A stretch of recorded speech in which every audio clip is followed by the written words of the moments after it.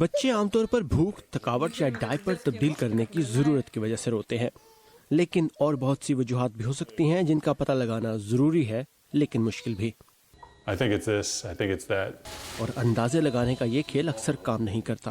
University of California میں neuro psychologist doctor Ariana Anderson, جن کے اپنے 4 بچے ہیں، انہوں نے ایک ایسی ایپ ایجاد کی ہے جو ماں باپ کے لیے بچوں کے رونے کو سمجھنے میں مدد دیتی ہے۔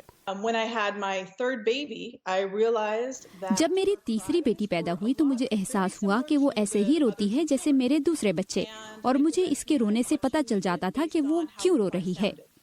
تو ایسے ہی انہوں نے چیٹر بیبی نامی یہ ایپ بنائی جس میں آپ فون روتے ہوئے بچے کے قریب لے جاتے ہیں۔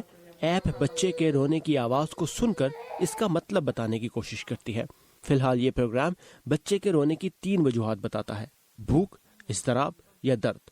لیکن ایپ بنانے والوں کا کہنا ہے کہ وہ اس ایپ میں مزید احساسات کو سمجھنے کی صلاحیت بڑھانے کی کوشش کر رہے ہیں۔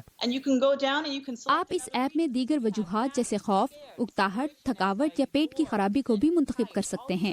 یہ ایپ صرف نئے ماں باپ کے لیے نہیں بلکہ ایسے ماں باپ کے لیے بھی کارآمد ثابت ہو سکتی ہے جن کے بچوں میں سننے کی صلاحیت میں نقص ہو، اور جلد ہی یہ ایپ آٹزم یا ذہنی بیماریوں کے اثرات کی نشاندہی میں بھی مدد فراہم کر پائے گی۔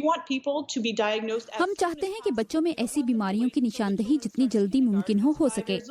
کچھ لوگوں کے لیے تمام بچوں کا رونا شاید ایک جیسا ہو، لیکن ڈاکٹر آریانا کہتی ہیں کہ مختلف ملکوں کے بچے مختلف طرح سے روتے ہیں، اور وہ بچوں کے رونے کا ایک ڈیٹا بیس تیار کرنا چاہتی ہیں تاکہ ماں باپ کے لیے اپنے شیرخوار بچوں کو سمجھنے میں آسانی ہو سکے۔